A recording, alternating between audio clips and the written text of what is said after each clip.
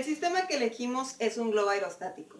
Dicho globo contiene 2.648.8 kilogramos de aire seco en su interior y una temperatura inicial de 48.21 grados centígrados, un volumen inicial de 4 millones de litros y todo esto sufre una expansión reversible a un volumen final de 4.500.000 litros cuando se calienta a 100 grados centígrados frente a una presión constante externa de una atmósfera.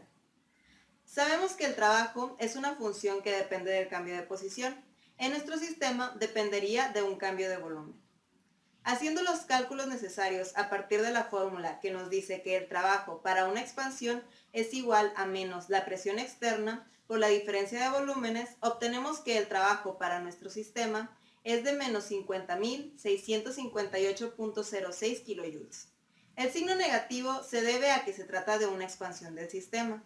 Esto quiere decir que nuestro sistema, en este caso nuestro globo aerostático, está ejerciendo un trabajo sobre el ambiente.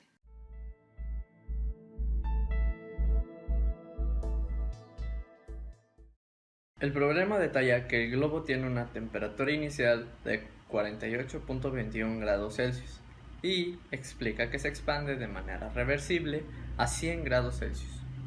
Conocemos que el globo presentará calor, debido a que este es una función del cambio de temperatura, pero no tenemos los datos necesarios para encontrarlo directamente. Sin embargo, sí tenemos los datos para encontrar aquellos que necesitamos para calcular el calor. El calor se define como el producto de los moles del gas por el CPM y por la diferencia de temperatura del sistema. Conociendo el peso en kilogramos, podemos calcular los moles del gas utilizando el peso molar del mismo y la conversión de kilos a gramos. Una vez calculados, se aplica la definición de calor sustituyendo los moles, la CPM y la diferencia de temperatura. El calor obtenido es de 1.38 por 10 a la 8 joules.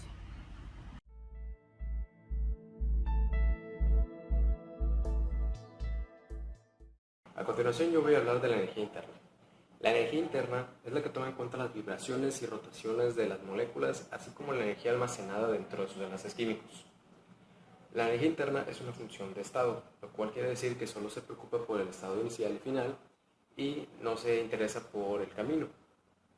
De acuerdo a la primera ley de la termodinámica, tenemos que la variación total de la energía interna es igual a la suma de las cantidades de energía suministradas en formas de calor y de trabajo.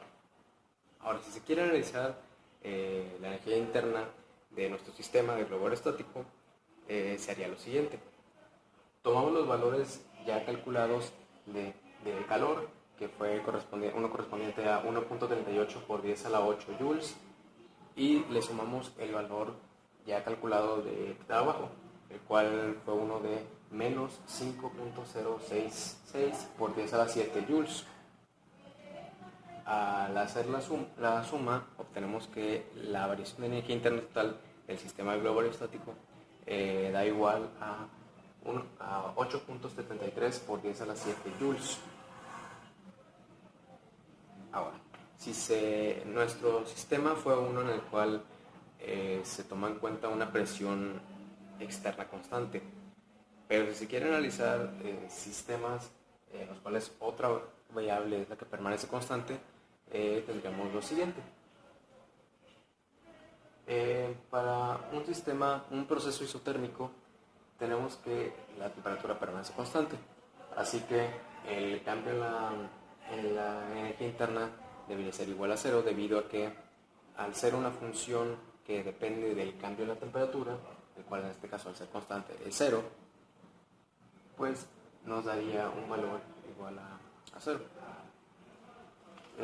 Teniendo esto así, podemos simplemente despejar la ecuación de la primera ley para obtener que el valor de calor será igual a la misma cantidad de energía de trabajo, pero con el signo contrario.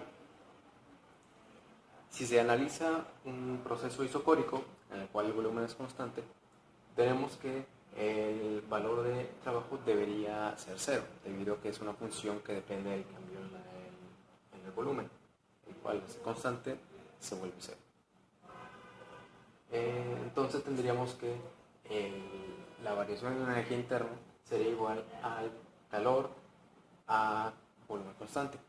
¿Qué quiere decir esto? Que para calcular el calor a volumen constante ocupamos el dato de la capacidad calorífica a volumen constante, o sea, el CD.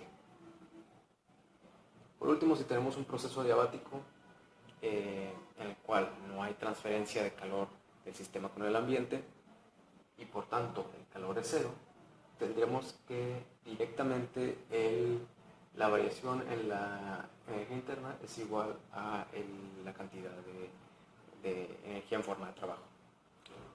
Y eso sería todo.